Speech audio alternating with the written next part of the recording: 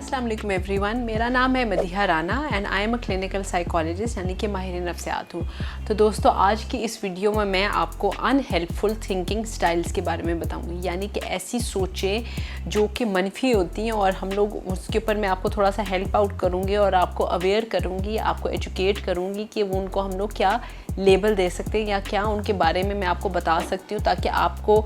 जब आप वो इस्तेमाल करेंगे तो आपको ये पता होगा, आप अवेयर होंगे कि येस ये अनहेल्पफुल थिंकिंग स्टाइल है, यानी कि ऐसी सोच जो कि मेरी कोई मदद नहीं कर रही बल्कि मेरे लिए प्रॉब्लम क्रिएट कर रही है। तो दोस्तों, कुछ ये जो स्क्रीन पे आपको नज़र आ रही हैं ये मेन अनहेल्पफुल थिंकिंग स्टाइल्स हैं जो कि हम लोग यूज़ करते हैं।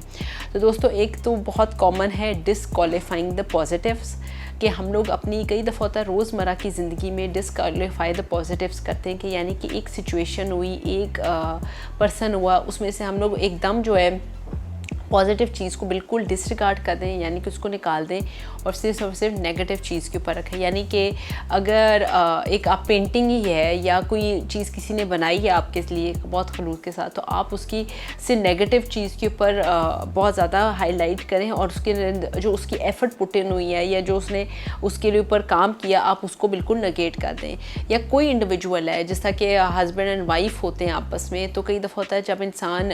सर्टन अनहेल्पफुल थिंकिंग स्टाइल्स ये भी होते हैं कि आप अपने पार्टनर में या अपने रिलेशनशिप में उस पर्सन में बिल्कुल आप नेगेटिव चीज़ों को बहुत ज़्यादा हाईलाइट करें और पॉजिटिव चीज़ों को बिल्कुल डिसरिगार्ड कर दें। दूसरी एक हमारी एक मेंटल फ़िल्टर है कि देखें आप दोस्तों, मैं बताती हूँ, जैसा कि आप कॉमनली आप अपने घरों में चाय वगैरह जब बनाते हैं तो दूध पत्ती बनाते हैं तो आप उसमें से एक फ़िल्टर करके यानी कि उसमें से पत्ती को निकाल देते हैं और चाय को एंजॉय करते हैं। तो रोज़मर्रा की ज़िंदगी में भी ऐसा होता है कि हम लोग पूरी की पूरी उसमें से दूध पत्ती को बिल्कुल डिसरिगार्ड कर दें, यानी कि हम लोग उसके ऊपर मेंटल फ़िल्टर ऐसा अपने जहन में लगाएं कि हम लोग सिर्फ़ और सिर्फ एक सिचुएशन, एक ऑब्जेक्ट, एक पर्सन, एक कुछ सी भी चीज़ की नेगेटिविटी के ऊपर, उसकी कड़वाहट के ऊपर फोकस करें और उसकी पॉजिटिव चीज़ को बिल्कुल ही नेगेट कर दें। ये भी बहुत अनहेल्पफुल थिंकिंग थॉट पैटर्न्स है जो कि अब आप करते हैं। तो जो कि आप रोज़मर्रा की ज़िंदगी में आप कर सकते हैं कि कहीं मैं मेंटल फ़िल्टर तो नहीं लगा रहा या मैं इस पर्सन के बारे में डिसक्वालीफाई द पॉजिटिव तो नहीं कर रहा। ऐसा तो नहीं है कि मैं सिर्फ पॉजिटिव चीज़ को मैंने निकाल दिया है और मैं सिर्फ और सिर्फ नेगेटिव चीज़ के ऊपर हाईलाइट कर रहा हूँ। फिर एक माइंड रीडिंग भी है जो कि बहुत कॉमनली मुझे लगता है कि हमारे बहुत सारे क्लाइंट्स जो मेरे पास आते हैं वो करते हैं। उनको लगता है जैसे कि दूसरों की सोचों के हवाले से उनको खुद ब खुद अपने जहन में ख्याली पुलाव बनाना शुरू कर देते हैं, ख्यालात में लेके आना शुरू हो जाते हैं और उनको लगता है कि जैसे वो दूसरे का माइंड रीड कर रही है या दूसरा उनके बारे में कुछ गलत सोच रहा है, कुछ गलत समझ रहा हो सकता है उसका हकीकत के साथ कोई ना ताल्लुक हो। तो उसमें आप अपने आप से पूछ सकते हैं कि what's the evidence for this ना। तो मतलब ये चीज़ों को अगर आप डेली में आप माइंड रीडिंग करना कि आप खुद ब खुद अपने जहन में बैठ के बनाते रहो कि ये बंदा मेरे ख़िलाफ़ साजिश कर रहा है या शायद ये मेरे ख़िलाफ़ कुछ सोच रहा है, कुछ काम करने की कोशिश कर रहा है। तो ये स्पेसिफिकली सर्टन या अनहेल्पफुल थिंकिंग पैटर्न्स हैं जो कि आपको बहुत ज़्यादा बुरे तरीके से इफ़ेक्ट करते हैं।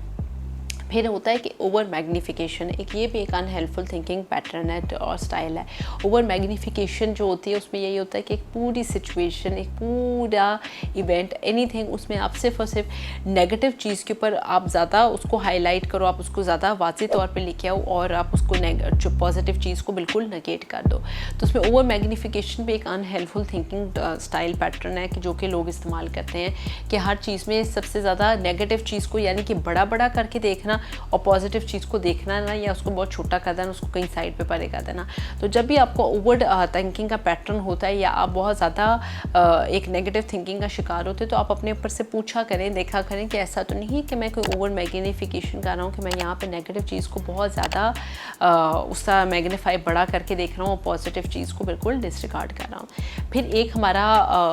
अनहेल्पफुल थिंकिंग स्टाइल है ओवर जनरलाइजेशन। देखिए दोस्तों, के ओवर जनरलाइजेशन भी बहुत कॉमन है कि एक सिचुएशन से बस आपने एक्सपीरियंस कर लिया और उसके बाद फिर उसको जनरलाइज करना शुरू कर दिया। जिस तरह एग्जांपल के तौर पे मैं यहाँ पे मिसाल देती हूँ कि एक पर्सन है, एक दो इंडिविजुअल्स हैं, उनका यूनिवर्सिटी में एक अपना एक उनका एक रिलेशनशिप डेवलप होता है, ठीक है ना, लड़का लड़की का। वहाँ से वो ठीक है, वो शादी तक नहीं कामयाब होता पाता, तो उसमें से एक लड़की एक